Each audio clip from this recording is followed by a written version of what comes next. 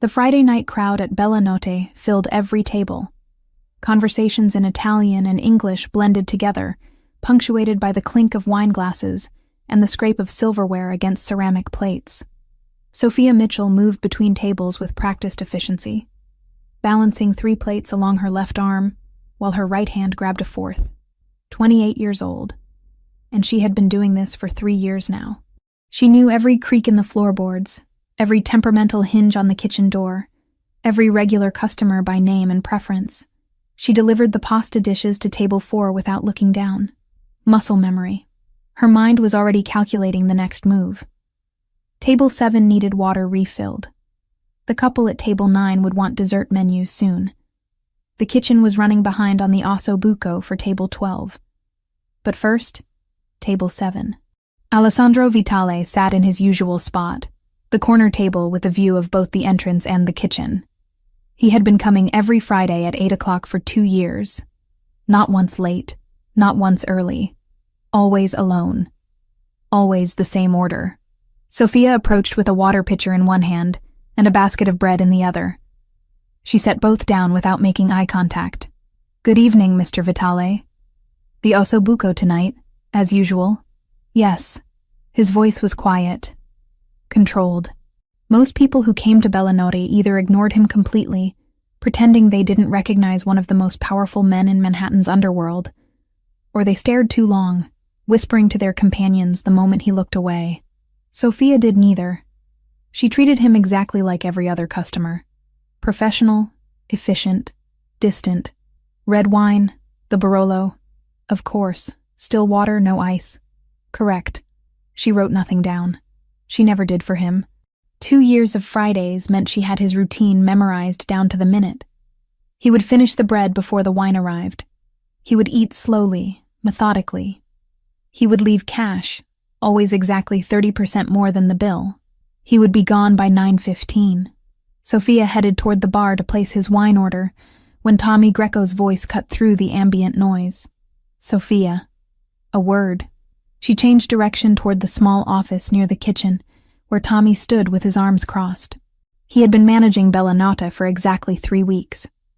His uncle, the original owner, had fallen ill and handed over daily operations to his sister's son. Tommy was 26, fresh from business school, full of ideas about efficiency and profit margins. The staff had learned quickly that he cared more about spreadsheets than people. "Table 6, Tommy said without preamble.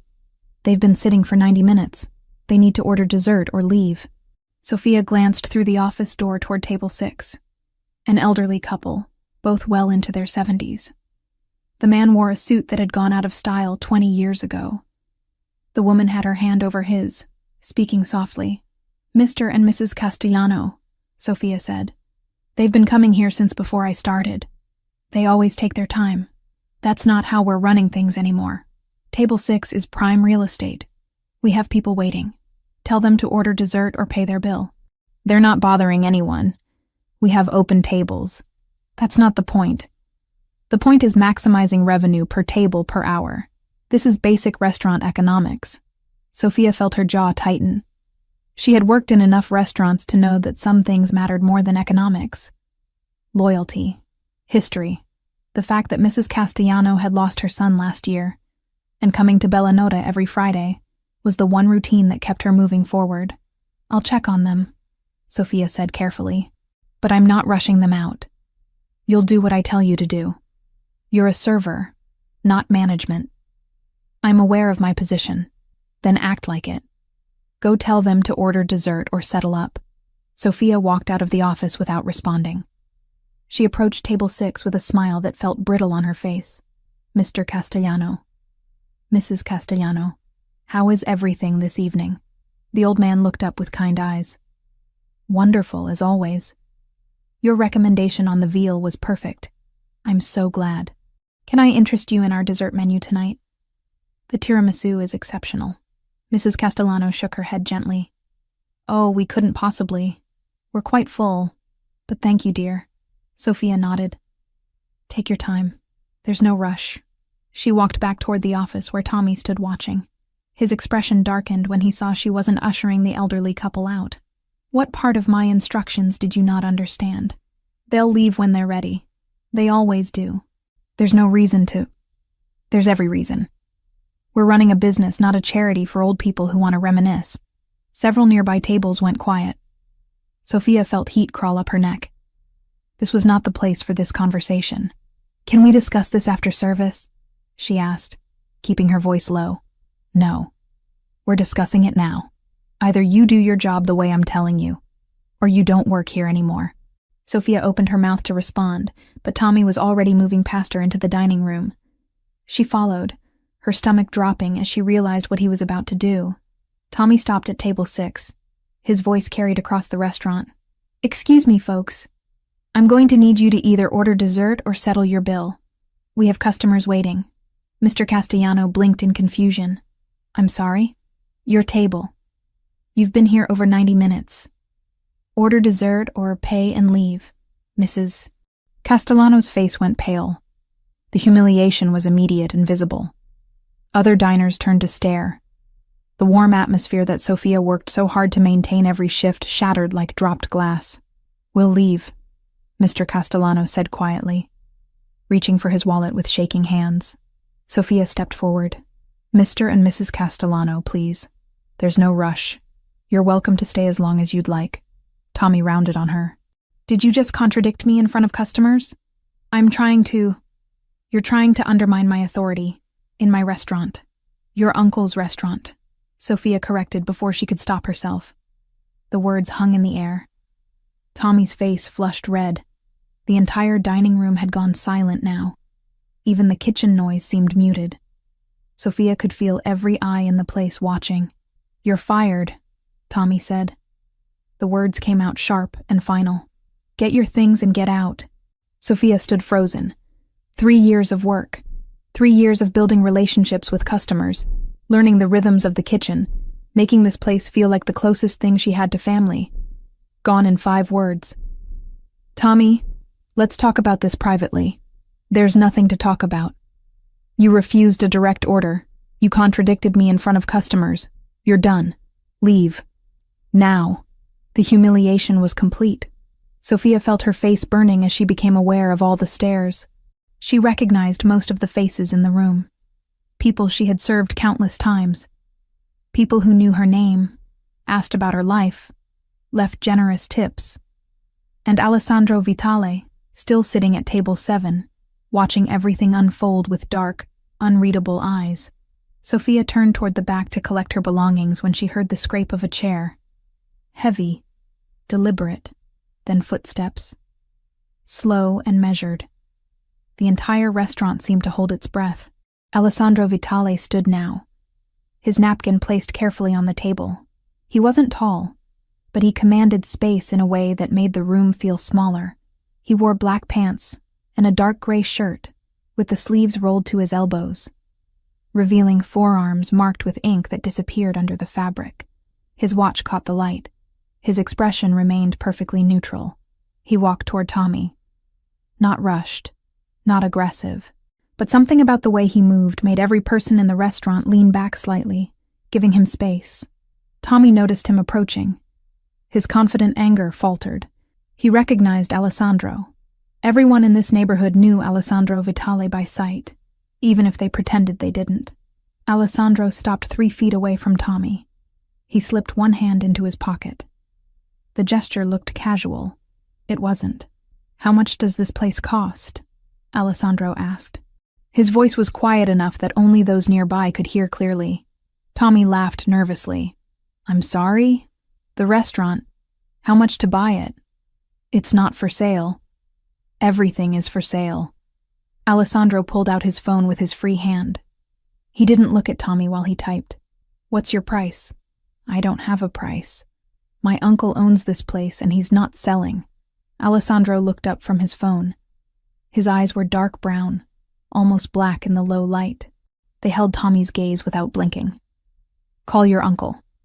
Tell him I'm making an offer. I'm not calling my uncle at 9 o'clock on a Friday because some customer... I'm not asking. Alessandro's tone didn't rise. It didn't need to. The weight behind those 3 words was enough. Tommy swallowed hard. He looked around as if hoping someone would intervene.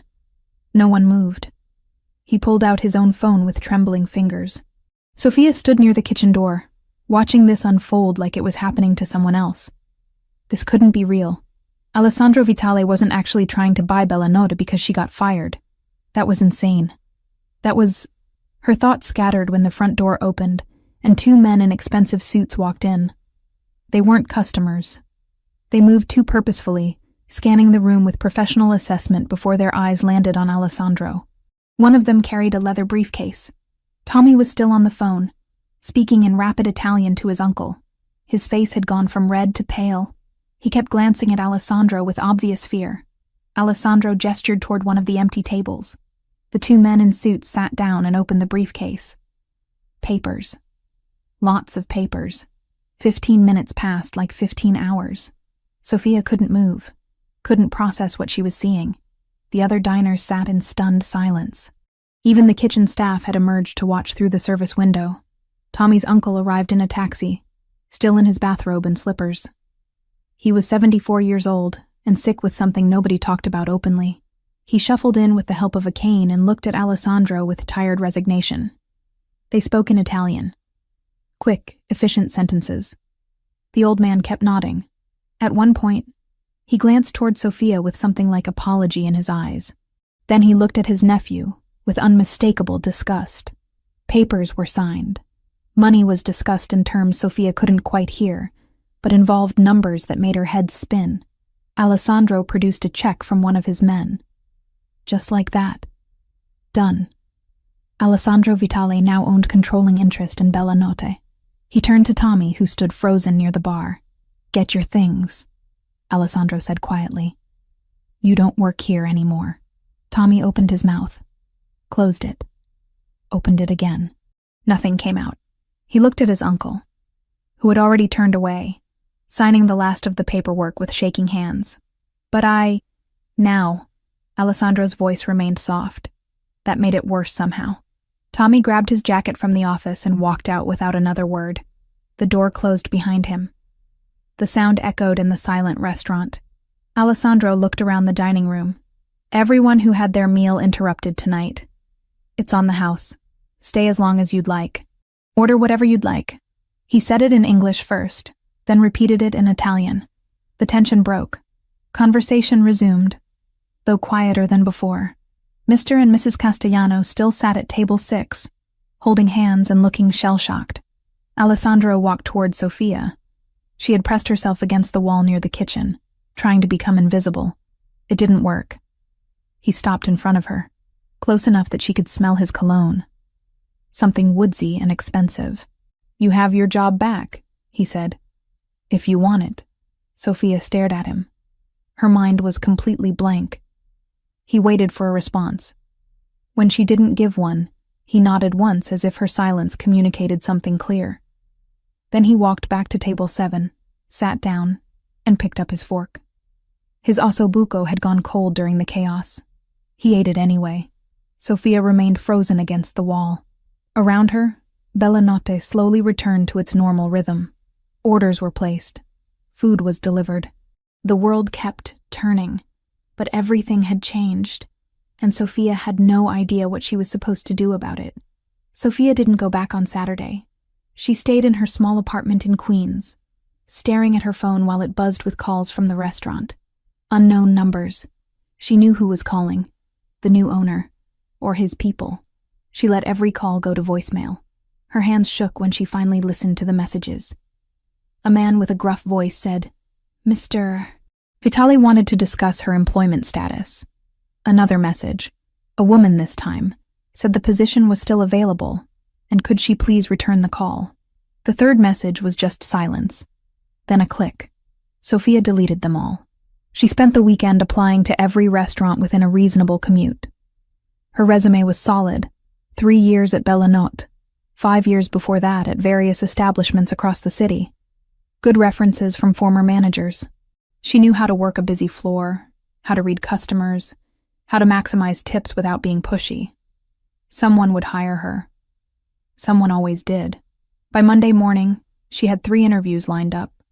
One in Midtown, one in the Bronx, one in Brooklyn. None of them paid as well as Bellinot. None of them had the same atmosphere, the same sense of community. But that didn't matter anymore. She couldn't go back. Not after what happened. Not after Alessandro Vitale bought an entire restaurant because she got fired. The thought made her nauseated. She knew who he was. Everyone in Manhattan who paid any attention knew who Alessandro Vitale was. She had spent 2 years serving him every Friday, keeping her distance, maintaining professional walls specifically because she understood the danger of getting too close to men like him. Men who solved problems with money and violence. Men who left destruction in their wake even when they thought they were helping. And now he had pulled her directly into his orbit. She was a problem he had solved. A situation he had handled. She hated it. Hated the feeling of being owned, even tangentially. Hated that she owed him something now, whether he demanded payment or not. Saturday bled into Sunday. Sunday into Monday. Sophia went to her first interview at a steakhouse in Midtown. The manager looked her up and down, asked why she left her last position. She lied smoothly, said she was looking for new challenges. He hired her on the spot, but the pay was 15% less than what she made at Bellinote, and the hours were terrible. Lunch shifts 6 days a week. She'd have to work twice as hard for less money. She took it anyway. She needed something. Anything. Alessandro showed up at Bellinote on Saturday morning. The place was closed for weekend brunch service, which Tommy had canceled weeks ago to save on staffing costs. Alessandro had called a meeting with his lawyers to finalize the paperwork. Transfer of ownership. Reorganization of management structure. Rehiring of staff that Tommy had let go. He sat in the empty dining room while 3 lawyers in expensive suits spread documents across table 7, his usual table. He signed where they told him to sign, approved budgets, made decisions about vendors and suppliers. But his mind kept drifting to the fact that Sophia Mitchell hadn't returned a single call. He shouldn't care. She was an employee, one of many. Her choice to come back or stay away should have been irrelevant to him, but it wasn't. It hadn't been irrelevant for a long time, though he had convinced himself otherwise every Friday for 2 years. When the lawyers finally packed up their briefcases and left, Alessandro sat alone in the quiet restaurant. Dust particles floated through the sunlight streaming in from the large windows. The place smelled like garlic and tomato sauce and history. His mother's restaurant had smelled the same way before Cosa Nostra Siciliana. The Sicilian Mafia took everything from them. Before she worked herself into an early grave trying to keep him fed and safe, he pulled out his phone and called Sophia again. It went straight to voicemail. He didn't leave a message this time. 3 days later, Alessandro was driving through the Bronx when he saw her. Pure chance. Or maybe not chance. He had been tracking her movements peripherally, making sure she got home safely each night, even though she didn't know it. Old habits. When you spent your life surrounded by enemies, you learned to keep track of the people you cared about. He slowed the car. She was walking out of a restaurant called Dominic's, shoulders slumped, face tired. An interview, judging by the way she checked her phone and frowned before putting it back in her purse. Alessandro pulled to the curb. He lowered the passenger window. Sophia. She jumped, startled. Then she saw who it was, and her expression closed down immediately. Walls up, defensive posture. She had been doing that around him for 2 years, and he had never pushed, never asked why. Now he wanted answers. Mr. Vitale. Get in. I'll give you a ride. No, thank you. I'm fine. It's starting to rain. It wasn't, but clouds were gathering overhead. Close enough. I said I'm fine. Alessandro put the car in park and got out. He stood on the sidewalk facing her. She took a step back instinctively. That small movement bothered him more than it should have. Why didn't you come back? He asked. I don't work for you. You did. You do. The position is still yours if you want it. Sophia laughed. It came out bitter and sharp. You can't just buy a restaurant because someone gets fired. That's insane. I can do whatever I want. That's exactly the problem. They stared at each other. A taxi honked as it passed. Somewhere nearby, a dog barked. The city moved around them while they stood locked in this strange confrontation. I know who you are, Sophia said finally. I've always known. That's why I kept my distance. Alessandro nodded slowly. I know you know. Then you understand why I can't go back. I don't want to be part of your world. I don't want to owe you anything. I don't want to be another problem you solved with money and power. Is that what you think this was? What else would it be? Alessandro considered his answer carefully. He could lie. Pretend it was just business. Pretend he bought the restaurant on impulse for reasons that had nothing to do with her. But he was tired of pretending.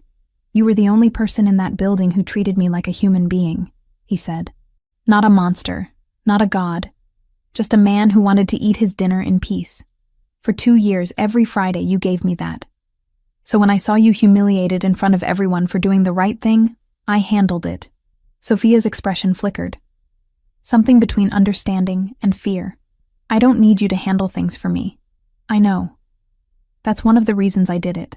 That doesn't make sense. It doesn't have to make sense to you. It makes sense to me. Alessandro stepped closer. Not threatening. Just closing the distance slightly. Come back to work, Sophia. Same pay. Same shifts. Same job. The only difference is Tommy is gone, and you won't be harassed for doing things right. And what happens when you get bored of owning a restaurant? When you decide it's not worth your time anymore? I'm not going to get bored. How do you know? Because my mother owned a restaurant. It's the last connection I have to her. I'm not walking away from it. That stopped Sophia cold. She looked at him differently now, seeing something she hadn't noticed before. I'm sorry about your mother. So am I. The rain started. Light at first, then heavier. Sophia didn't move. Neither did Alessandro. They stood there getting wet, staring at each other while the city rushed by around them. This is still work, Sophia said finally. Nothing else. You're the owner. I'm the employee. That's the only relationship we have. Agreed. I mean it. No special treatment. No, whatever this is. Whatever this is. Sophia gestured vaguely between them. This, the attention, the buying restaurants, the showing up where I'm interviewing. It stops. Alessandro smiled slightly. I didn't show up where you were interviewing. I was driving through the Bronx on business. You just happened to walk out at the same time. You expect me to believe that? Believe whatever you want. The offer stands. Come back to work or don't. Your choice. He got back in his car. He didn't wait for her answer. He pulled away from the curb and merged into traffic, watching her in the rearview mirror until she disappeared from view. Sophia stood on the sidewalk for a long time after he left. The rain soaked through her jacket and her interview clothes. She needed to get home, needed to change, needed to think about whether she was actually going to take the job at the steakhouse in Midtown, with terrible hours and worse pay. But she already knew the answer. She had known it the moment Alessandro mentioned his mother, the moment she saw past the dangerous exterior to something raw and human underneath. 2 weeks passed. Sophia took the job at the steakhouse. She showed up every day at 10 in the morning and worked until 4, serving businessmen who barely looked at her and tipped poorly. The manager was handsy. The other servers were competitive and cold. Nobody cared about the customers the way the staff at Bellinota had. It was just transactions. Money in, food out, repeat. Her rent was due in 5 days. She counted her tips each night and came up short. Again. The steakhouse didn't bring in nearly enough to cover her expenses. She needed her old salary. She needed Bellinota. She needed to swallow her pride. On Thursday evening, Sophia took the subway back to Manhattan. She stood outside Bellinota for 10 minutes before finally walking in. The dinner rush was in full swing. The new staff looked overwhelmed. Alessandro had clearly rehired most of the people Tommy fired, but they were still finding their rhythm again. Alessandro sat at table 7. Of course he did. His eyes found her the moment she walked through the door. He didn't look surprised. He looked vindicated, like he had been waiting for her to come to this exact decision. Sophia walked over to his table. Her heart pounded so hard she could feel it in her throat. I'm here, she said. If the offer is still good. Alessandro set down his fork. It's still good. Same terms, just work. Nothing else. Agreed. And if I ever feel uncomfortable, I can leave. You can leave anytime you want. I'm not keeping you prisoner. Sophia nodded. She felt like she was signing a contract, written in invisible ink. terms and conditions she couldn't quite read, but knew would define everything going forward. When do I start? Tomorrow, Friday. Your usual shift. Okay. She turned to leave. His voice stopped her. Sophia. She looked back. Tommy tried to sue. He claimed I forced his uncle to sell under duress. My lawyers had a conversation with him. He dropped it. A conversation. Yes. No one got hurt. He just realized litigation wouldn't end well for him. Sophia wondered what that conversation had entailed, then decided she didn't want to know. Thank you for telling me. You should know what you're walking into. This world. My world. It doesn't play by the same rules you're used to. I know. Do you? She met his eyes. Dark and intense and completely focused on her. I've known for 2 years, Mr. Vitale. That's why I kept my distance. But apparently, distance isn't an option anymore. No, Alessandro said quietly. It's not. Sophia left before she could second-guess herself. She walked out into the Manhattan evening, into the noise and the lights and the endless movement of the city. Tomorrow she would put on her uniform and go back to work at Bella Notte. Tomorrow she would serve tables and smile at customers and pretend that everything was exactly the same as it had been 3 weeks ago. But nothing was the same, and they both knew it. Sophia's first Friday back felt wrong from the moment she walked through the door. The restaurant looked the same, smelled the same. The kitchen noise was familiar, the layout unchanged, but the energy was different. People watched her, whispered when they thought she wasn't listening. Everyone knew what had happened. Everyone knew that Alessandro Vitale had bought Bella Notte because she got fired. She tied her apron with practiced movements and checked the reservation book. Full house tonight. Good. She needed to be too busy to think. Alessandro arrived at 8 o'clock. Table 7. She brought him water and bread without being asked. Welcome back, he said. Thank you, Mr. Vitale. Ossobuco tonight? Unless you'd prefer something different. No. The usual is fine. She walked away before the conversation could extend further. Professional distance. That was the agreement. That was the only way this could work. But the agreement lasted exactly 1 week. On Tuesday, Alessandro showed up during lunch service. He nodded to Sophia as he passed, but headed straight to the office in the back. She frowned. He never came on Tuesdays. He had a pattern. Fridays at 8. That was it. That was the routine they had maintained for 2 years. On Wednesday, he was there again. This time with 2 men in construction gear, discussing something about the kitchen ventilation system. They gestured at the ceiling, took measurements, made notes. Thursday, he arrived with a woman carrying fabric samples. They sat at a table near the window, examining different options for new chair cushions. By Friday, Sophia understood. Alessandro wasn't just the owner anymore. He was actively managing the place, supervising renovations, meeting with contractors and vendors, making decisions about every aspect of Bella Notte's operations. And he was there constantly. She tried not to notice. Tried to focus on her tables, her customers, her job, but it was impossible to ignore him. He took up space even when he was trying not to. She felt his presence like static electricity, making her hyper-aware of every movement, every word. The dynamic shifted further when Marco, the head server, pulled her aside during her second week back. Boss wants to see you in the office. Sophia's stomach tightened. Why? Didn't say. Just said to send you back when you have a minute. She finished clearing table 9 and headed to the office.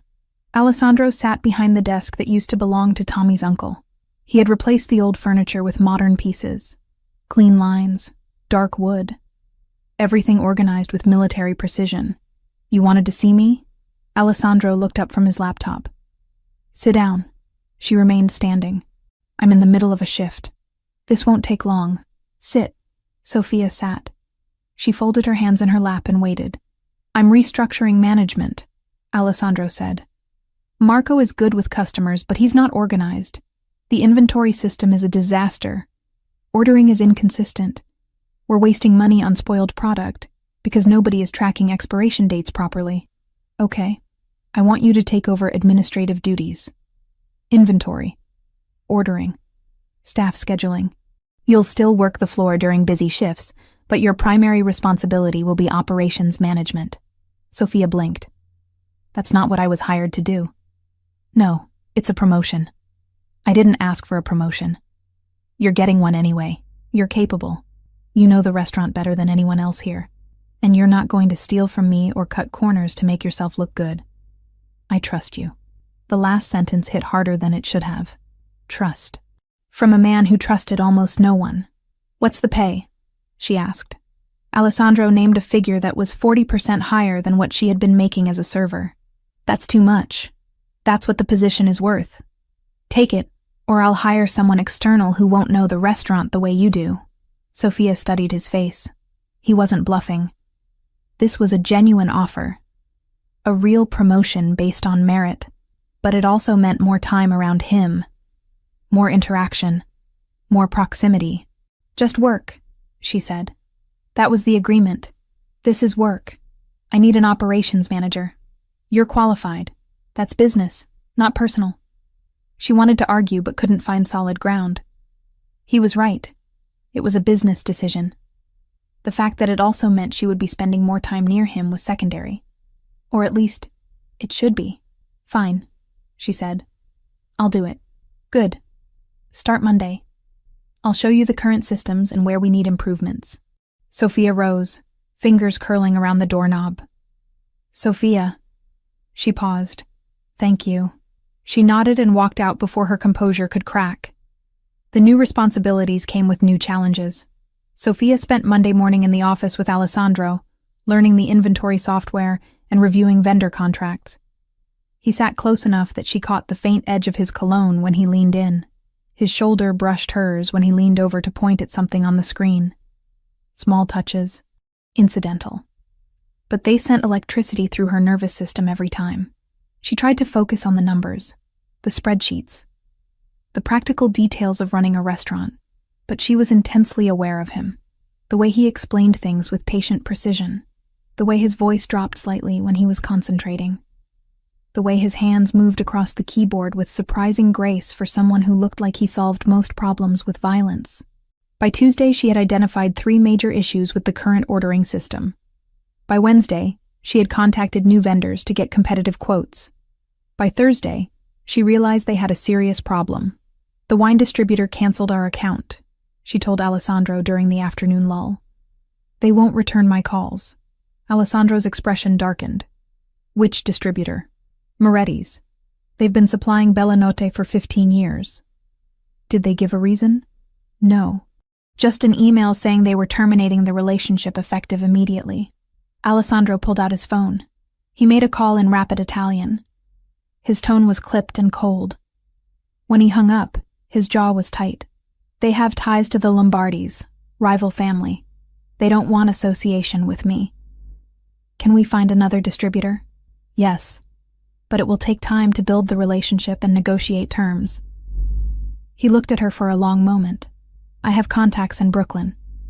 Better quality, better prices. But the meeting will need to happen in person. Okay, when? Tonight, 6 o'clock. I'll be here. No, you'll come with me. Sophia hesitated. Why do I need to be there? Because you're the operations manager. You need to understand how these relationships work. And because they'll offer better terms if they see I'm serious about the restaurant. Bringing you shows investment. She didn't like it. Didn't like the idea of being pulled deeper into his world. But he was right. If she was going to manage operations, she needed to understand all aspects of the business. Fine, but I'm driving myself. No. We go together. It's not a safe neighborhood. I've been to Brooklyn before. Not this part of Brooklyn. They took his car. A black sedan with tinted windows and leather interior that probably cost more than Sophia had earned in the past 5 years combined. She sat in the passenger seat with her hands folded in her lap, staring straight ahead. Alessandro drove in silence for the first 10 minutes. Then, without looking at her, he spoke. You're always tense around me. I'm aware. Why? You know why. Explain it to me anyway. Sophia exhaled slowly. Because men like you are dangerous. Because getting close to you means accepting a world I don't want any part of.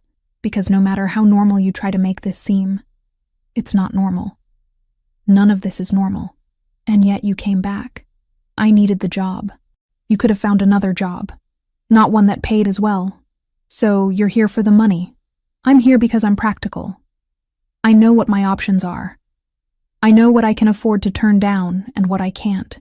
This falls into the second category. Alessandro's hands tightened on the steering wheel. You think very little of me. I don't know you well enough to think anything about you. You've known me for 2 years. I've served you dinner for 2 years. That's not the same as knowing you. He went quiet after that. Sophia stared out the window, watching Brooklyn pass by in a blur of brownstones and graffiti and corner stores. The neighborhood changed gradually. Nicer buildings gave way to rougher blocks. More security bars on windows.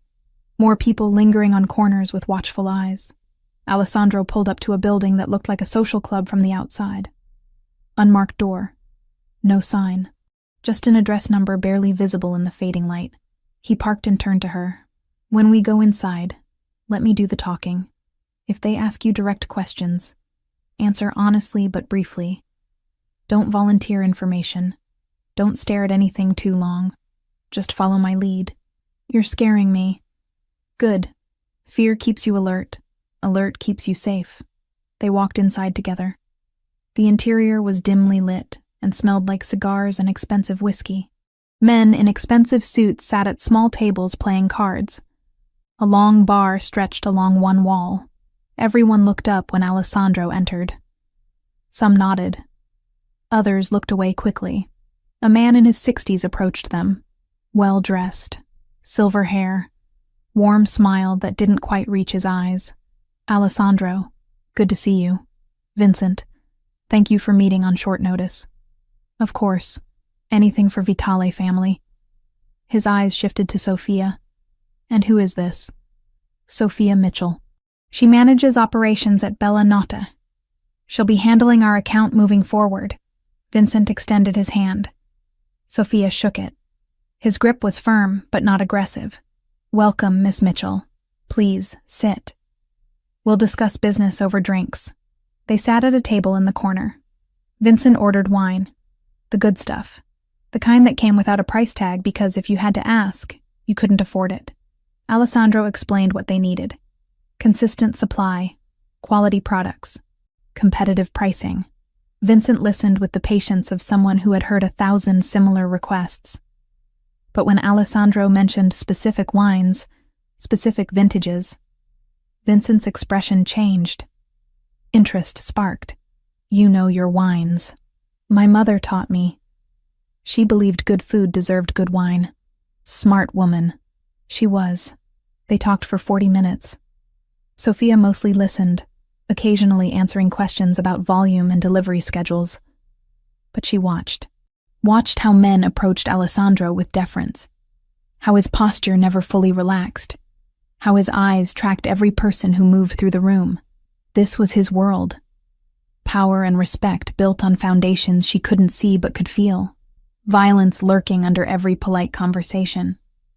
Danger wrapped in expensive suits and good manners.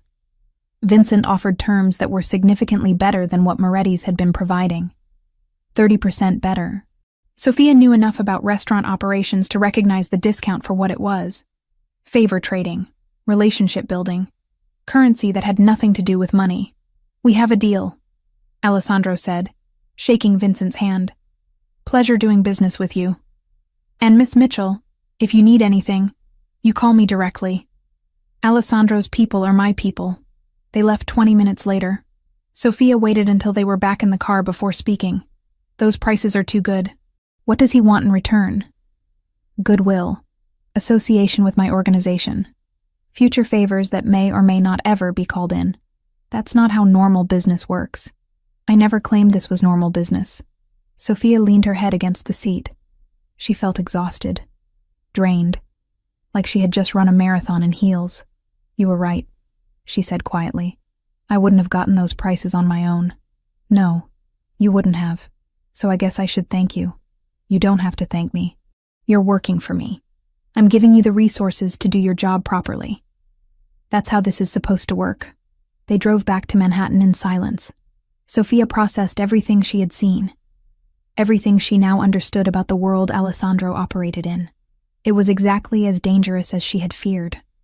maybe more so, but it was also effective. Efficient. Built on relationships and loyalty in ways that conventional business never could be. When they pulled up outside Bella Notte, Sofia reached for the door handle. "Wait," Alessandro said. She turned. "You did well tonight. You didn't panic. You didn't ask stupid questions. You represented the restaurant professionally. Is that surprising?" "No, but I wanted you to know I noticed." Sofia nodded. She got out of the car and walked toward the restaurant. Her shift was over, but she had left her bag inside. She needed to grab it before heading home. The dinner rush was winding down. Only a few tables remained occupied. Marco was handling them easily. Sofia grabbed her things from the office and was heading toward the exit when she heard shouting from the kitchen. She pushed through the swinging door to find Chef Antonio and his sous chef screaming at each other in Italian. Pans clattered. Someone slammed a knife down on the cutting board. "What's going on?" Sofia demanded. "He's quitting." Antonio gestured wildly at the sous chef. "Middle of service, coward!" The sous chef ripped off his apron and threw it on the floor. "I'm done working for a psycho. Find someone else." He stormed out through the back door. The kitchen went silent. 3 line cooks stared at Sofia with wide eyes. 2 tables still needed entrees. Dessert orders were coming in. Antonio looked at her with desperation. "I can't do this alone. Not tonight." Sofia had worked in kitchens before. Years ago, when she first moved to New York. She knew her way around a stove. "Show me what needs to be done." For the next 2 hours, Sofia moved through the kitchen with focused intensity, following Antonio's instructions, plating dishes, managing timing. It was chaotic and stressful, and she loved every second of it. This was creation. This was building something with your hands and watching people enjoy it. When the last table was served and the kitchen finally went quiet, Sofia leaned against the counter and laughed. Pure relief. Pure exhaustion. "You're good," Antonio said, grudging respect in his voice. "Where did you learn?" "Long time ago. Different life." She cleaned up and changed out of the borrowed chef's coat. It was almost midnight. The dining room was empty now. Chairs stacked on tables, floors swept, everything quiet and still. Alessandro was waiting by the front door. "I thought you left," Sofia said. "I came back. Wanted to make sure the kitchen situation was handled." "It's handled. For tonight, anyway. I saw you through the window, cooking. Necessity. We needed someone." Alessandro studied her for a long moment. "Have you eaten?" "No. Neither have I." "Sit. I'll make something." "You cook?" "My mother taught me, before she couldn't anymore." He disappeared into the kitchen. Sofia sat at table 7. His table. She was too tired to protest, too tired to maintain walls, too tired for anything except existing in this strange moment. Alessandro returned 15 minutes later with 2 plates of pasta. Simple. Perfect. The smell alone made Sofia's stomach growl. They ate in comfortable silence. The city hummed beyond the windows. Inside Bella Notte, everything was warm and still and safe. "This is good," Sofia said. "Thank you. Your mother taught you well. She taught me everything that mattered." Sofia looked at him. Really looked. Saw past the dangerous exterior to something softer underneath. Grief. Loss. The kind that never fully healed. "I'm sorry you lost her. I'm sorry you grew up without yours." They sat there long after the food was gone, talking quietly about things that mattered. Childhood memories, favorite meals, the restaurants that shaped them. It was the first real conversation they had ever had. No walls, no pretense, just 2 people sharing space and stories. When Sofia finally stood to leave, it was almost 2 a.m. "I should go. I'll walk you out." At the door they paused. The city was quieter now. Softer. The moment felt suspended. "Thank you for dinner," Sofia said. "Thank you for saving service tonight." She nodded, already reaching for the door, when he said her name. "Sofia." She paused and turned. "This. Tonight. Working together. It doesn't have to be just about fear and danger. There are other parts to it too." She knew what he meant. The efficiency. The results. The strange comfort of proximity. "Maybe," she said softly. but the fear and danger are still there. I know. I won't pretend they're not. Sophia walked out into the Manhattan night. Her mind spun with everything that had happened. The meeting in Brooklyn, the kitchen emergency, the quiet dinner. Everything was changing.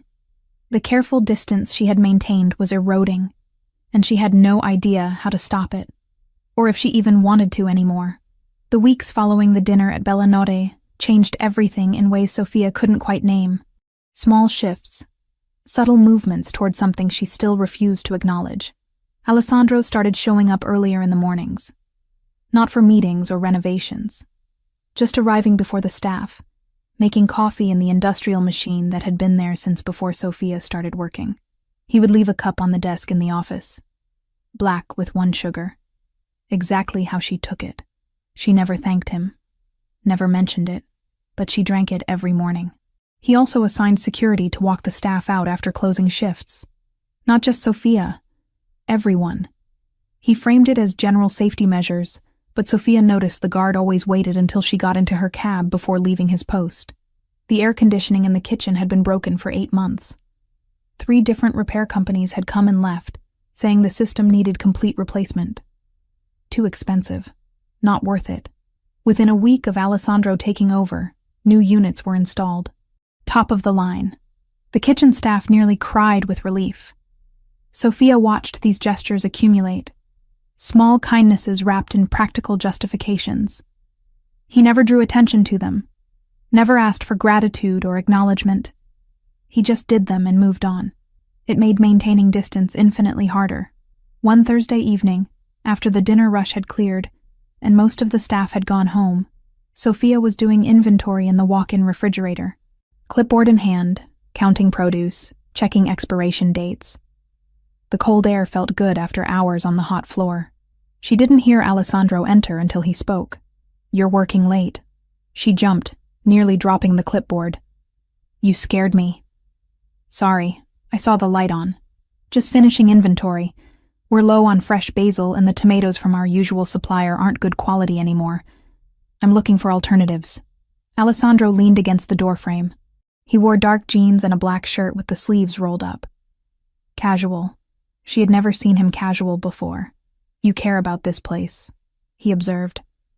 "It's my job to care." "No. You could do your job adequately without caring this much." "This is different," Sophia continued counting, trying to ignore how aware she was of him standing there. The refrigerator suddenly felt smaller, more intimate. "Restaurants were the first places that felt like home to me," she said, not looking up from her clipboard. "I learned early that if you worked hard and showed up on time, people would give you a chance. Didn't matter where you came from or what your story was. Just mattered that you did the work." "Where did you come from?" She hesitated. This was personal. Too personal.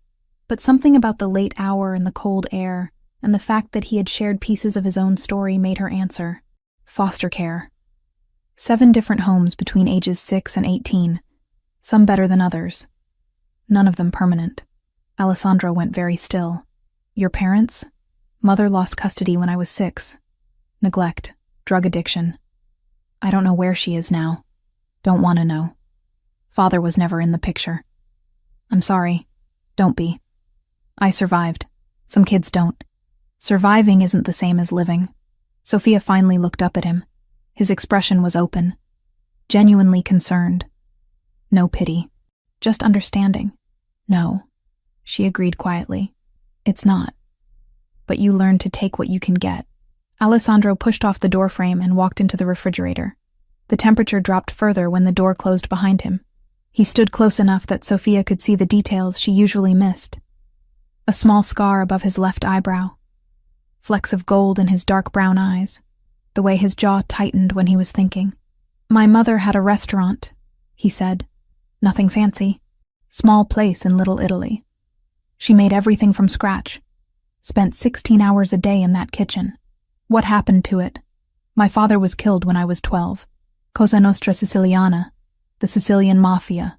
Wrong place, wrong time. Caught in crossfire meant for someone else. After he died, my mother tried to keep the restaurant going, but the Sicilians wanted protection money she couldn't afford. They burned the place down when she refused to pay. Sophia's chest tightened. That's horrible. She worked 3 jobs after that. Cleaning offices, washing dishes, taking any work she could find to keep me fed and in school. Worked herself to death, literally. Heart attack at 46 from exhaustion and stress. Alessandro, I was 19. Had just joined Vitale organization. Low level, running errands, learning the business.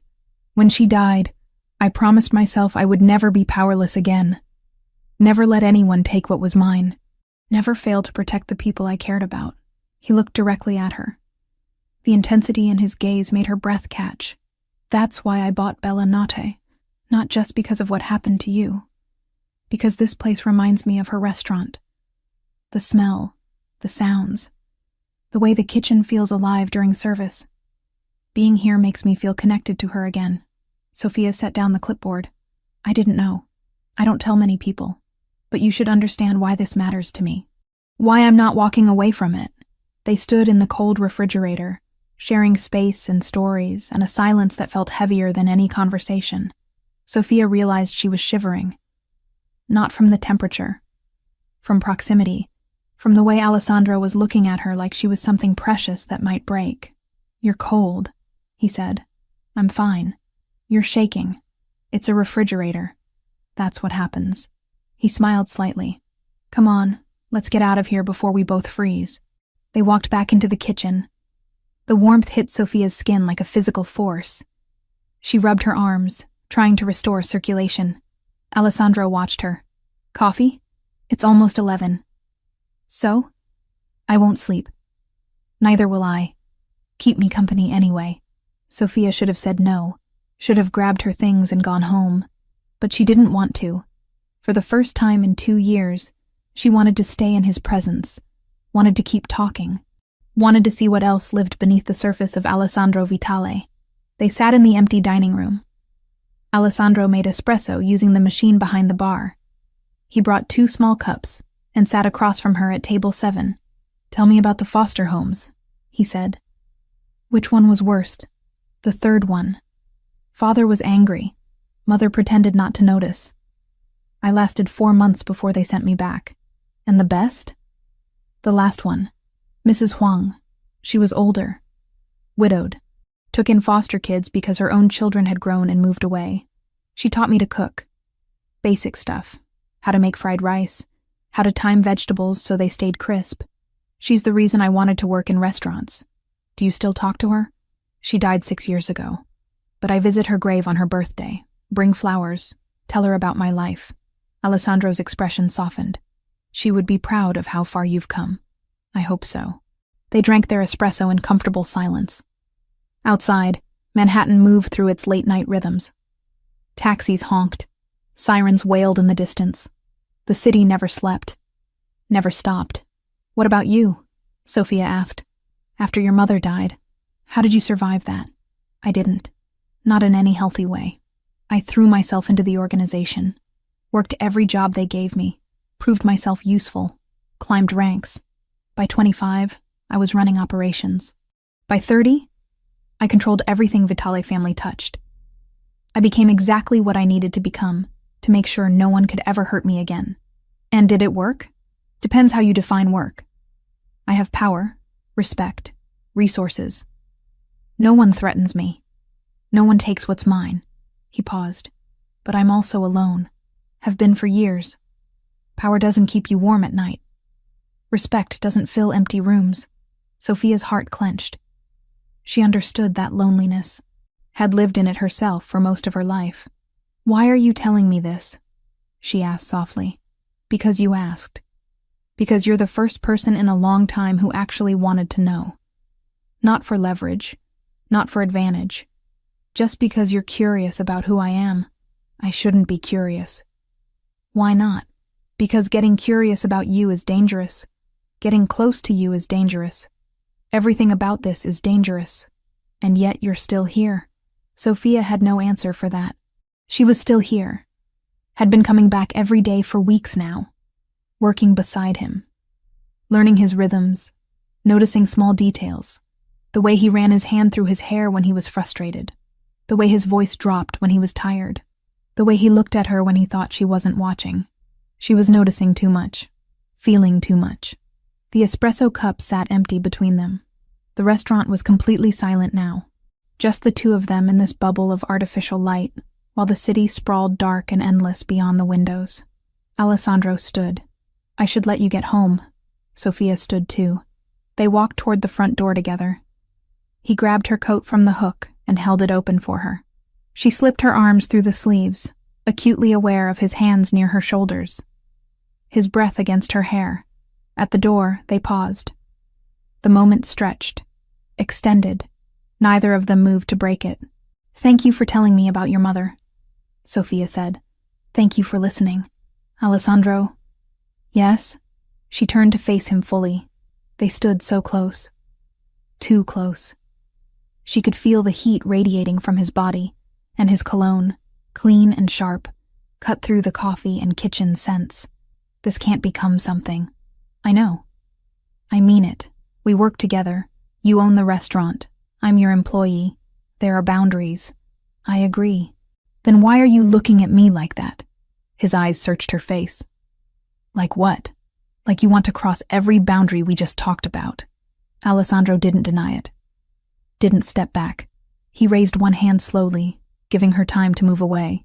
She didn't. His fingers brushed her cheek. Gentle. Tentative. Like he was touching something infinitely fragile. "I've wanted to cross those boundaries since the day you first served me dinner," he said quietly. "For 2 years, I sat at that table watching you move through this restaurant like you owned it. Efficient, competent, kind to everyone. You never looked at me with fear or calculation, just professional courtesy. Do you know how rare that is in my world? Alessandro, you were the only person who made me feel normal.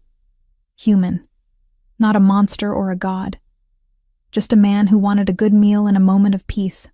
So yes, I want to cross boundaries. I have for a long time." Sophia's breath came faster. Her pulse hammered in her throat. She should step back, should leave, should maintain the professional distance that kept her safe. But she didn't want to be safe anymore. She leaned forward, just an inch, just enough to close part of the space between them. Alessandro's hand moved from her cheek to the back of her neck. Warm. Sure. He leaned down until their faces were inches apart. "Tell me to stop," he whispered. "I should." But are you going to?" Sophia's mind screamed yes. Her body said no. She stood frozen between two impossible choices, safety or truth, distance or connection. Alessandro waited, patient, giving her control, giving her choice. She closed her eyes. "If we do this, everything changes. I know. There's no going back. I don't want to go back." Sophia opened her eyes, looked directly into his, saw her own fear reflected there, her own want. She started to lean forward, started to close that final distance. Their mouths were a breath apart when reality crashed back. She pulled away. "I can't." Alessandro's hand dropped from her neck. He stepped back, giving her space. His expression was controlled, but she could see the strain in it. The effort it took to respect her choice. "I'm sorry," Sophia whispered. "Don't be. You're right. This is complicated. Dangerous. All the things you said. Then why did you—" "Because I'm tired of pretending I don't feel what I feel. Tired of sitting at that table every week wanting more than just dinner. But wanting and having are different things. I understand that." Sophia wrapped her arms around herself. "I need to go." "Okay." She walked out into the cold Manhattan night, walked until her breathing evened out, until her pulse slowed, until the ghost of his touch faded from her skin. But even after she got home and lay in bed staring at the ceiling, she could still feel it. The almost kiss. The moment when everything nearly changed. Alessandro stayed in the restaurant long after she left. He sat at table 7 in the dark, staring at nothing, thinking about choices and consequences, about walls and what it meant to tear them down. He had meant what he said. He had crossed that line in his head a long time ago. Now Sophia knew it too. The secret was out. The want was acknowledged, and nothing would ever be the same between them again. The text message came on Tuesday afternoon, while Sophia was reviewing supplier invoices in the office. Unknown number. She almost deleted it without reading, but something made her open it. We know you work closely with Vitale. We can make it worth your time to share information. Check your locker. Sophia's blood went cold. She stared at the screen, reading the message 3 times. Her locker. How did anyone know she had a staff locker? How did they get her number? She stood quickly, chair scraping against the floor. The staff area was empty this time of day. Most people didn't arrive until 4 for dinner prep. Sophia's locker was second from the left, combination lock that had been sticky for months. She opened it with shaking hands. Inside, tucked between her spare uniform and her sneakers, was an envelope. Thick, heavy. She pulled it out and felt the contents. Cash. A lot of cash. Sophia's hands trembled as she opened it. 50 $100 bills. $5,000. More money than she made in 2 months. A note was paperclipped to the bills. Down payment. Call this number when you're ready to talk. We just want schedules. Meeting times. Who he sees. Basic information. Easy money. No signature. Just a phone number written in neat block letters. Sophia felt sick. She shoved the envelope back in her locker and locked it. Her mind raced. Who were these people? How long had they been watching her? And what would happen if she didn't cooperate? She needed to tell Alessandro. Immediately. But Alessandro wasn't at the restaurant. He had meetings across town all afternoon. Wouldn't be back until evening service. Sophia tried his cell phone. It went to voicemail. She didn't leave a message. This wasn't something you explained in 30 seconds. The rest of her shift passed in a blur. She went through motions mechanically, checked inventory, placed orders, responded to staff questions. But her mind stayed locked on that envelope, that money, that threat disguised as opportunity. Alessandro arrived at 7:30. Sophia watched him enter through the front, speaking into his phone in rapid Italian. His expression was tense. Bad day. She hated adding to it, but this couldn't wait. She caught his eye across the dining room. He read something in her face because he ended his call mid-sentence and walked directly to her. What's wrong? I need to talk to you. Privately. They went to the office. Sophia closed the door and showed him the text message. Then she retrieved the envelope from her locker and placed it on the desk between them. Alessandro's expression went completely still. He opened the envelope, counted the money with quick efficiency, read the note. When he looked up, his eyes were dark and cold. When did this happen? Text came around 2 o'clock. The money was already in my locker. Did you see anyone suspicious? Anyone watching you? No. I don't even know how they got my number or knew about the locker. Alessandro pulled out his phone and made a call. He spoke in Italian, voice clipped and controlled. When he hung up, he was already moving. Come on, we're leaving. What? Alessandro, I have a shift. Marco can handle it. You're coming with me. Now. The command in his voice left no room for argument. Sophia grabbed her jacket and followed him out through the back entrance. His car was parked in the alley, engine already running. A second car pulled up behind them. 2 men Sophia didn't recognize got out and stationed themselves at either end of the alley. Alessandro opened the passenger door. Get in. Sophia got in. Her heart hammered against her ribs. This was real. This was happening. Someone had targeted her because of her proximity to Alessandro. They drove in tense silence for several blocks before Alessandro spoke. Albanian mob. They've been watching me for weeks, looking for leverage. Now they think they found it. What do they want? Information. Access. Ways to predict my movements so they can undermine my operations. They're not subtle and they're not patient. The fact that they approached you directly means they're getting desperate. What happens if I refuse? Alessandro's jaw tightened. They escalate. Threats become actions. You become a target instead of an opportunity. Fear crawled up Sophia's spine. What kind of actions? The kind I won't let happen. They pulled up to a building in Midtown. Tall. Modern. The kind of place with doormen and security cameras and residents who paid more in monthly maintenance than Sophia earned in a year. Where are we? Safe house. One of several I maintain. You're staying here until I handle this. I'm not staying in a safe house. I have a job. A life. I can't just disappear. Alessandro turned to face her fully. Sophia. Listen to me carefully. The Albanians don't make idle threats. If they contacted you once, they'll contact you again. Next time it won't be money. It will be pressure. Threats. Maybe violence. I need you somewhere I know you're protected while I deal with this. Deal with it how? However I need to. That's not an answer. It's the only answer you're getting. Sophia stared at him. His expression was iron, immovable. But underneath she saw something else. Fear. Not for himself. For her. I won't be a prisoner, she said quietly. I can't live like that.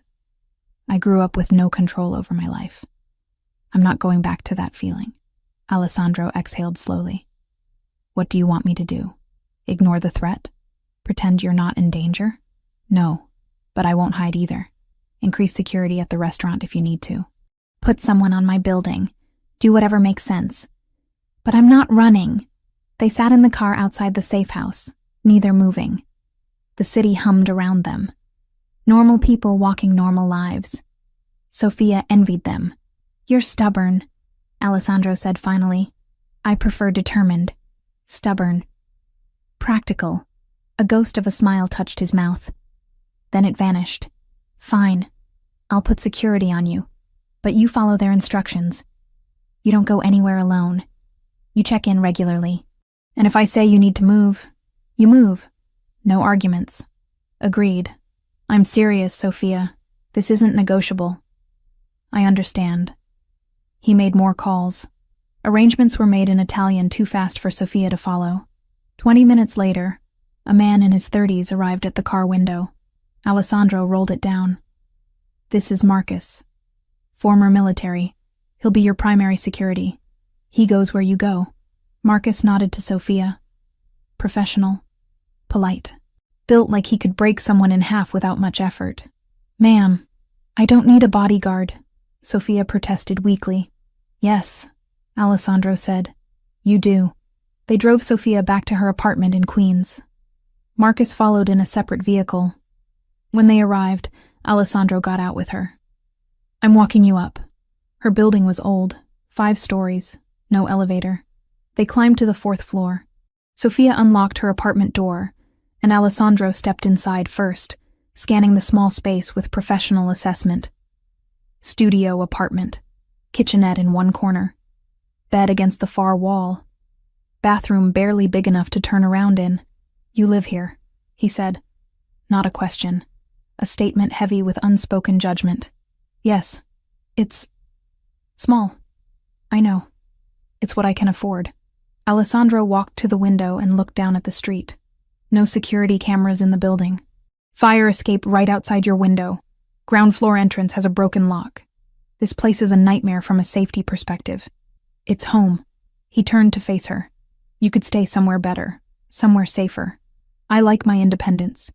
Independence won't matter if you're dead. The blunt words hit hard. Sophia sank onto her bed. The reality of the situation was finally settling in. She was in danger. Real danger. Because she worked at a restaurant owned by a man who operated in a world where violence was currency. Alessandro sat beside her. Not touching. Just present. I'm sorry, he said quietly. This is my fault. I brought you into this. I chose to come back to work. That's on me. You needed a job. I should have anticipated consequences. You can't predict everything. I should have predicted this. The Albanians have been pushing for territory for months. I knew they would look for leverage eventually. I should have kept you at a distance. Sophia looked at him. Is that what you wanted? Distance? Alessandro met her eyes. No, but it would have been smarter. They sat in silence. Outside, the city moved through its evening rhythms. Car horns, distant sirens, someone playing music too loud. What happens now? Sophia asked. I reach out to their leadership. We negotiate. I offer them something they want in exchange for leaving you alone permanently. What could you possibly offer them? Territory in Brooklyn. Access to port operations. Money. Power takes different forms. I'll find something. And if they refuse? Alessandro's expression went cold. They won't refuse. The certainty in his voice sent a chill through her. This was the side of Alessandro she tried not to think about. the side that solved problems with force when negotiation failed. How long will it take? Days? Maybe a week. Depends on how reasonable they want to be. And I just... What? Go about my life with a bodyguard following me everywhere? Yes, I know it's not ideal, but it's necessary. Sophia stood and walked to the window. Marcus was already positioned on the street below, leaning against his car with clear sightlines in both directions. Professional. Prepared. This is insane, she whispered. A month ago I was just a server. Now I have security details and safe houses and Albanian mobsters leaving cash in my locker. Alessandro came to stand behind her, close but not touching. You can walk away, I'll still protect you. I'll still handle the Albanians. But you don't have to stay at Bellanode. You don't have to stay near me. Sophia turned. They were inches apart. She could see the exhaustion in his face, the weight of constant vigilance. Do you want me to walk away? I want you to be safe. That's not what I asked. Alessandro's hand came up to her face. Gentle, tentative.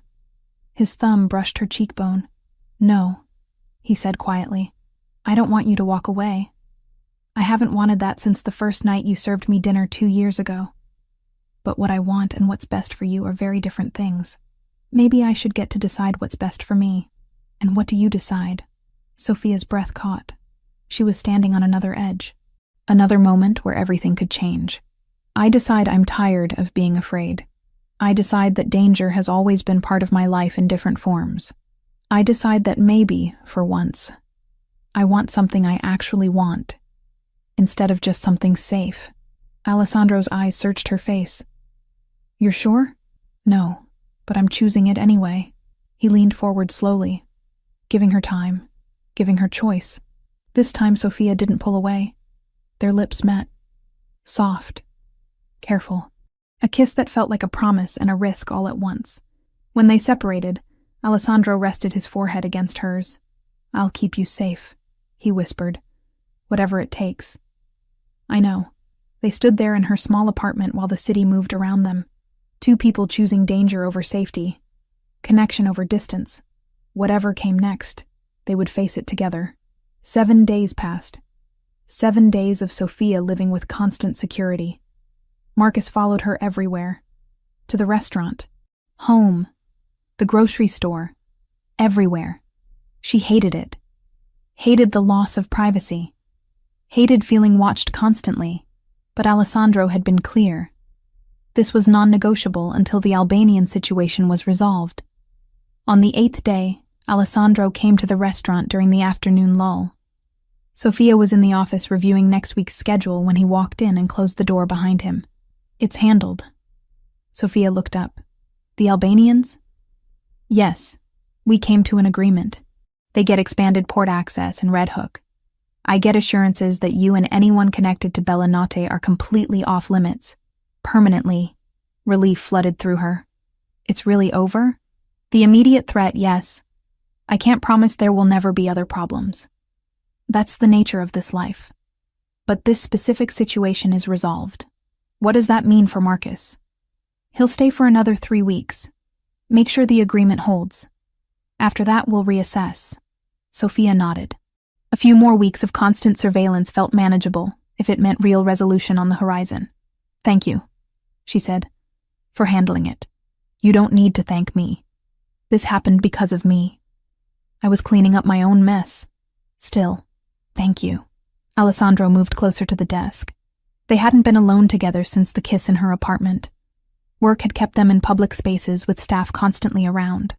Now, in the privacy of the closed office, the memory of that kiss hung heavy in the air between them. How are you? He asked quietly. Really, tired, stressed, trying to pretend everything is normal when it's not. I know the feeling. They stood there looking at each other. So many things unsaid. So many complications. The moment broke when Marco knocked on the door. Boss, sorry to interrupt. There's someone here to see Sophia. Alessandro frowned. Who? Federal agents. They want to ask some questions.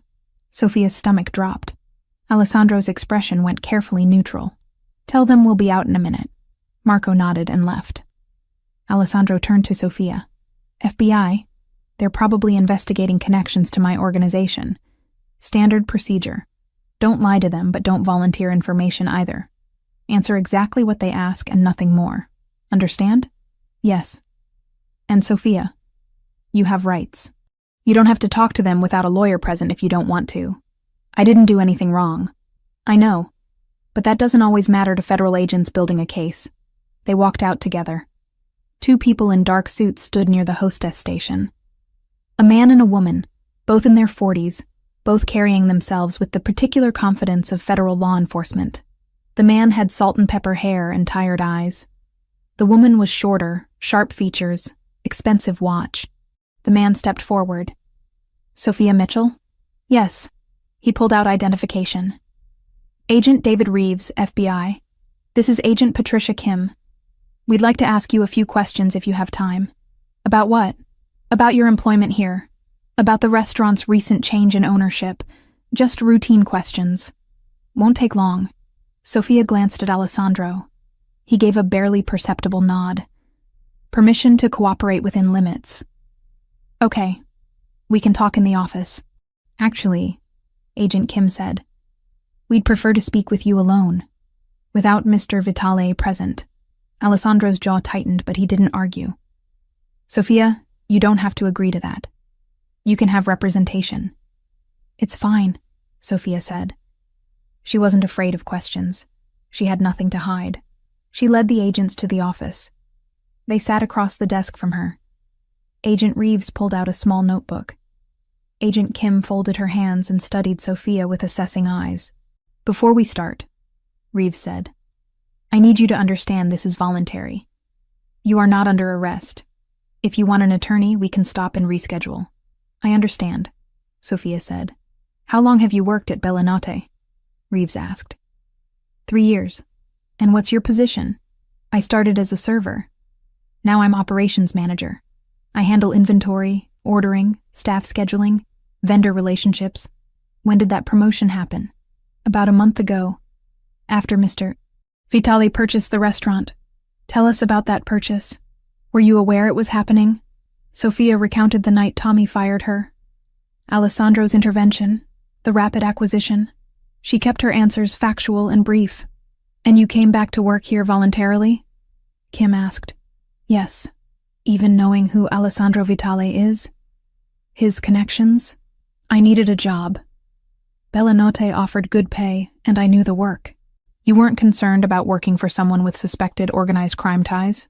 Sophia chose her words carefully. Mr. Vitale runs a legitimate restaurant. My job is legal. I manage day-to-day operations. That's all. Reeves made notes. In your role as operations manager, do you have access to financial records? Bank accounts? Payment systems? I have access to operational accounts, payroll, vendor payments, day-to-day expenses. I don't handle anything beyond normal restaurant business. Have you noticed any unusual financial activity? Large cash deposits? Payments to companies you don't recognize? No. Everything I've seen has been standard restaurant operations. Kim leaned forward. Miss Mitchell, we're investigating potential money laundering operations connected to the Vitale organization. We have reason to believe certain businesses, possibly including restaurants, are being used to move illegal funds. If you've seen anything irregular, now is the time to tell us. I haven't seen anything irregular. You're sure? No unexplained cash? No suspicious meetings? No unusual visitors? Restaurants deal in cash regularly. We have meetings with vendors and suppliers constantly. I haven't seen anything that seemed unusual or illegal. Reeves pulled out a business card and slid it across the desk. If that changes. If you notice something that concerns you, call me. Anytime. Sophia took the card. Agent David Reeves, Federal Bureau of Investigation. Phone number and email printed in professional font. Are we done? She asked. For now, Kim said. We may have follow-up questions. We appreciate your cooperation. They stood. Sophia walked them to the door. Alessandro was waiting in the dining room, standing near the windows with his phone in his hand. He watched the agents leave, then approached Sophia. Are you okay? Fine. They asked about financial records and unusual activity. I told them the truth. I haven't seen anything. Good. Alessandro? Not here. Let's go somewhere private. They went to his car. He drove without speaking, heading toward the waterfront. When he parked overlooking the Hudson River, the sun was starting to set, painting the water in shades of orange and gold. FBI has been investigating me for years, Alessandro said finally. They know what I do. They just can't prove it. I keep my legitimate businesses completely separate from everything else. Bellinota is clean. Every transaction is legal. Every dollar is accounted for. I would never risk bringing federal attention to something that matters personally to me. They think you're laundering money. They think a lot of things. Most of them are true, but not about the restaurant. Sophia had known his name for 2 years. The whispers, the sudden hush in a room when it was spoken, the way people measured their words around him. But knowing a reputation was not the same as hearing him claim the truth with his own mouth. Sophia turned to face him. Tell me the truth. All of it. Not just about Bellinota. About what you actually do. Alessandro was quiet for a long moment. When he spoke, his voice was measured and honest. I run an organization that controls shipping operations, construction contracts, waste management, and protection services across 3 boroughs. Some of those operations are legal. Some are not. We move goods that don't always go through proper channels. We enforce contracts that courts won't touch. We provide services that exist in gray areas of the law. You mean illegal areas? Yes. Drugs? No. I don't touch narcotics. My mother's brother died from an overdose. That's a line I won't cross. Violence? Alessandro's eyes met hers.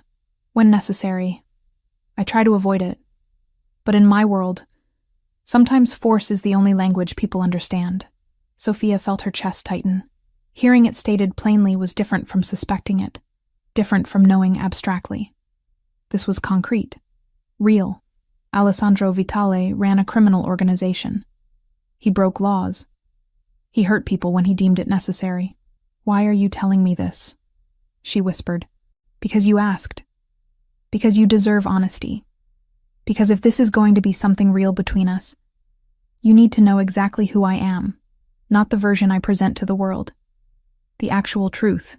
And if I can't accept it, then we end this now, before either of us gets more invested, before it becomes impossible to walk away. Sophia looked out at the water. The city skyline reflected in the Hudson. All those buildings full of people living normal lives, working normal jobs, dating normal men who didn't come with FBI investigations and Albanian threats. She could have that. Could walk away right now. Go back to being just Sophia Mitchell, operations manager at a restaurant. Keep professional distance from the owner. Let this potential relationship die before it fully formed. It would be smart, safe, sensible. I need time to think, she said. Alessandro nodded. Take all the time you need. How much time will you give me? As much as you want. I'm not going anywhere. He drove her back to the restaurant. Sophia got into her own car and drove home to Queens. Marcus followed at a discreet distance. She waved to him when she got inside her building. He nodded and took up his position on the street.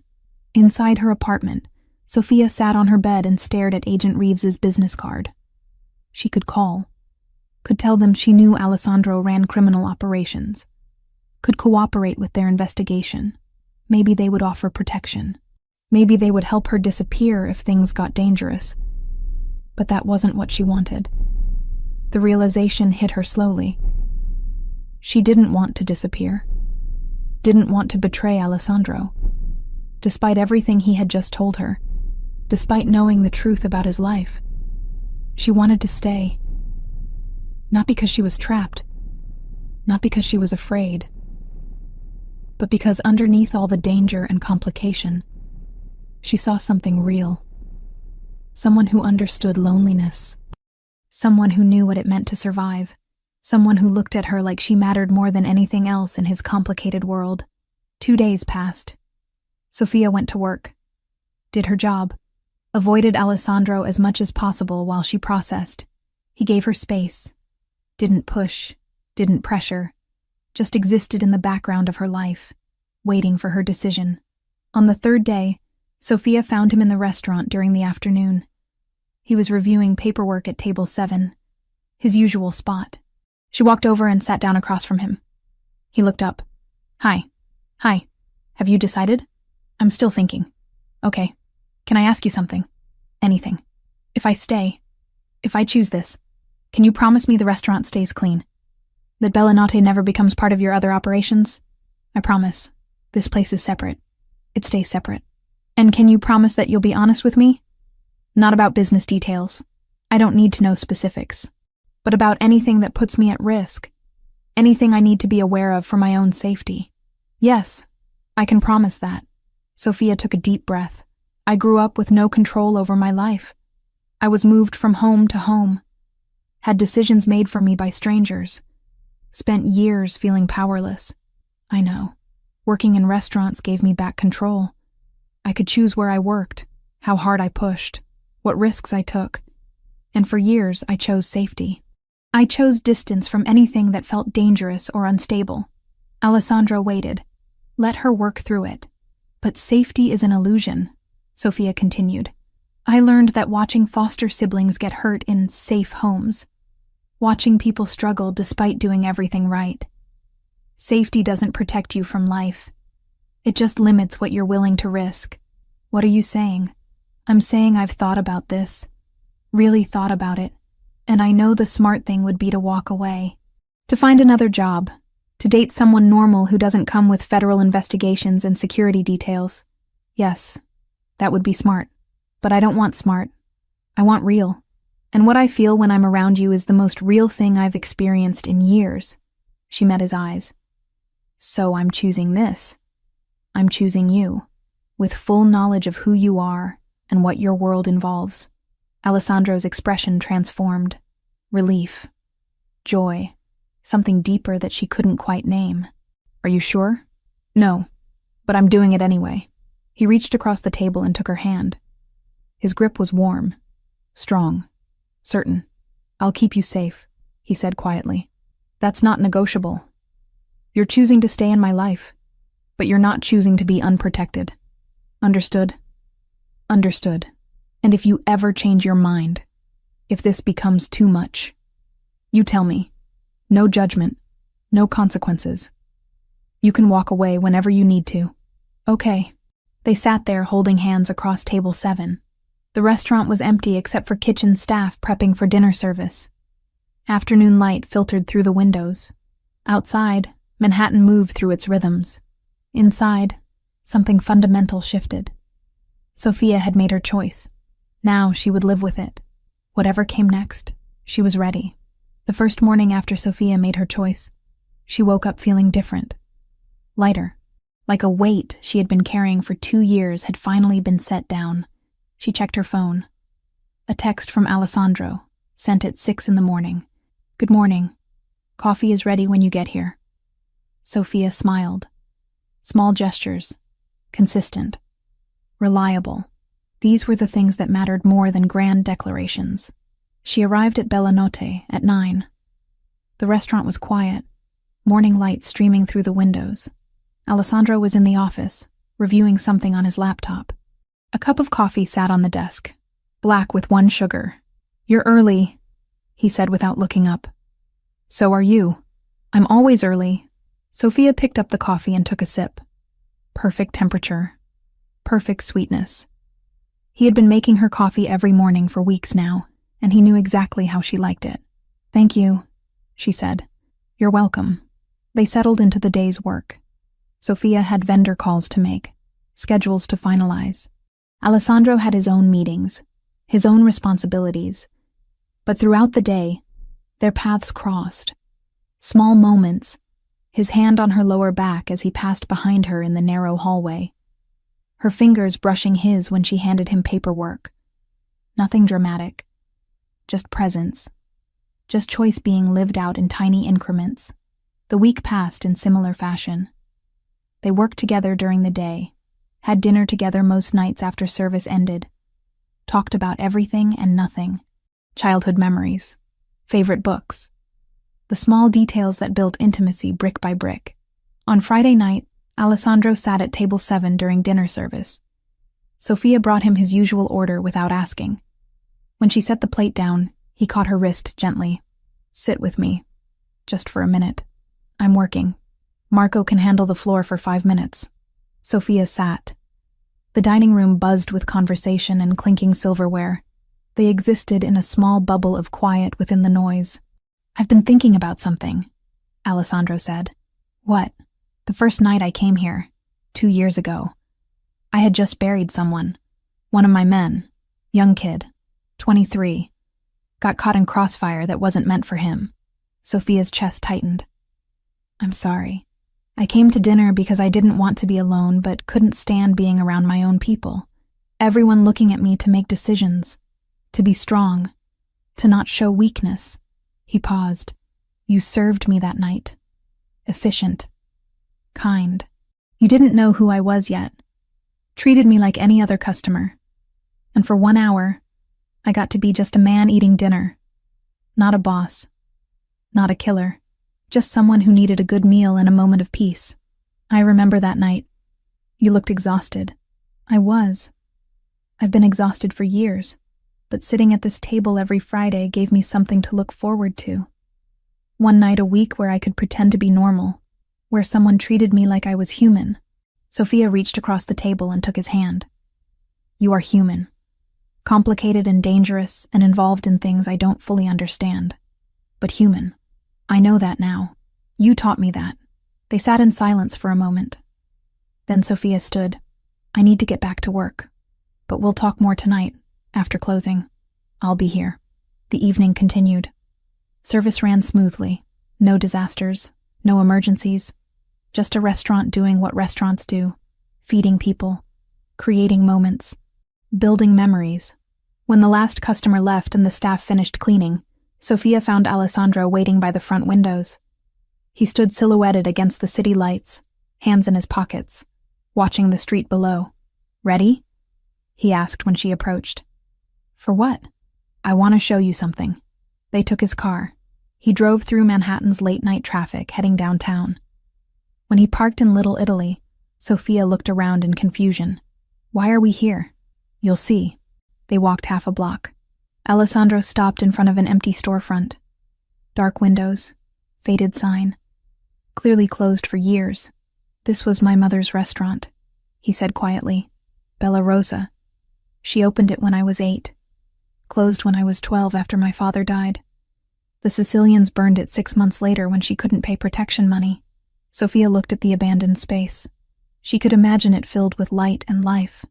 Could picture a younger Alessandro helping his mother in the kitchen. Learning to cook. Learning that food could be love. "I bought the building 3 years ago," Alessandro continued. "Before I bought Bellanotti. Paid twice what it was worth to get the owner to sell. I've kept it empty. Couldn't decide what to do with it." "What do you want to do with it?" "I don't know. Part of me wants to rebuild it exactly as it was. Bring Bella Rosa back to life. But I can't recreate the past.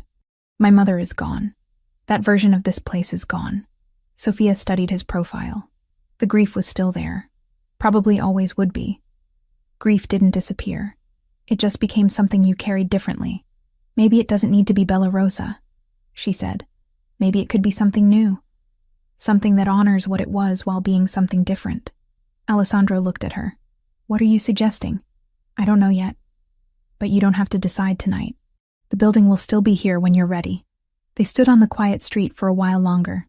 Then Alessandro took her hand, and they walked back to the car.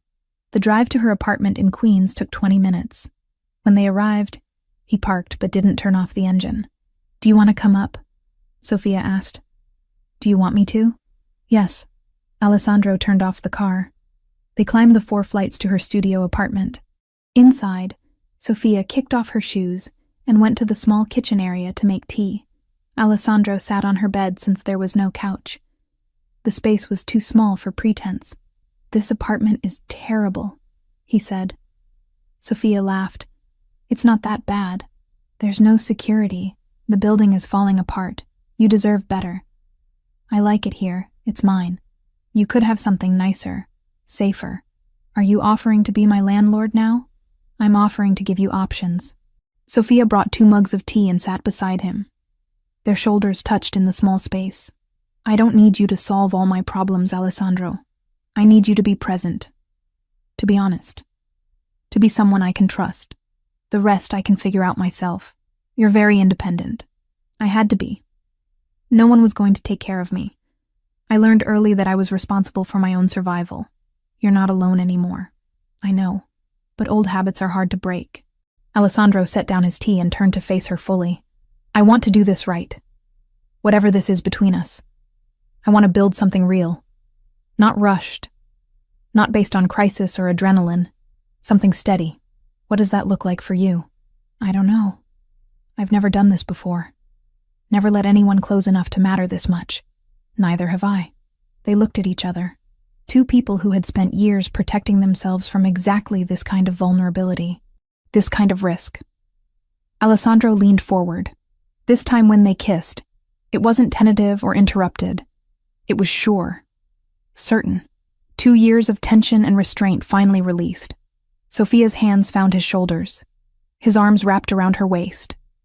The kiss deepened, intensified, became something that promised more than just this moment. When they finally separated, both breathing hard, Alessandro rested his forehead against hers. Stay with me tonight, Sophia whispered. Are you sure? Yes? He stayed. They lay in her small bed talking until 3 in the morning. About everything. About nothing. Building intimacy one story at a time. When they finally fell asleep, tangled together in the narrow space, Sophia felt safer than she had in years. The weeks that followed established new rhythms. Sophia and Alessandro were together, not hiding it, not advertising it, just existing as 2 people who had chosen each other despite all the complications. The staff at Bellanotte figured it out quickly.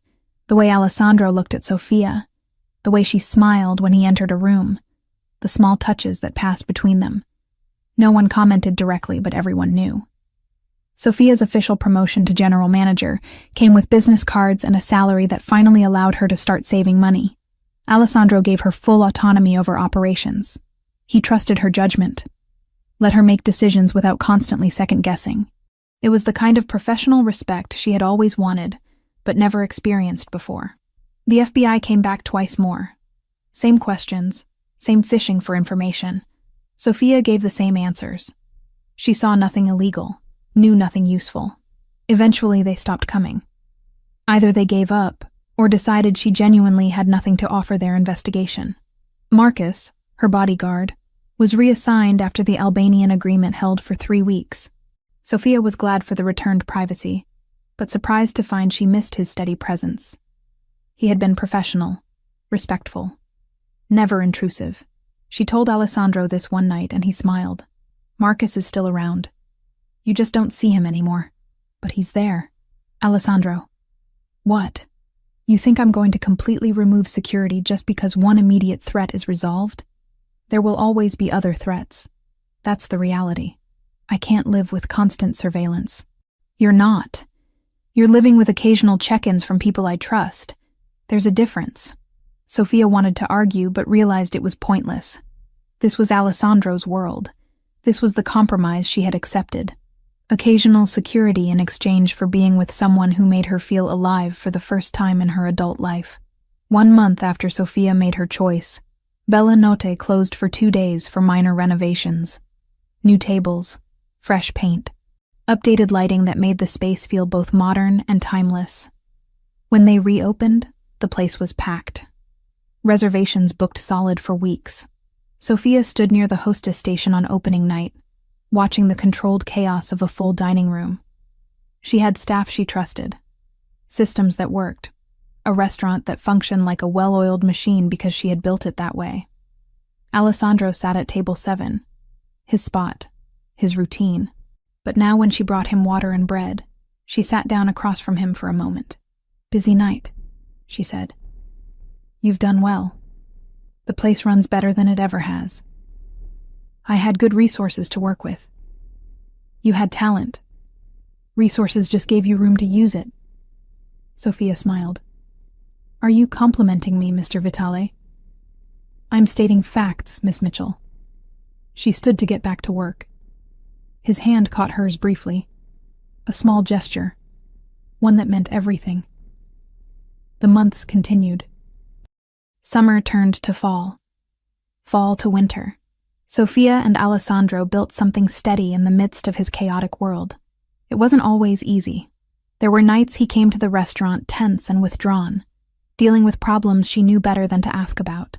There were days when federal agents parked outside, watching, documenting, building cases that might never go anywhere.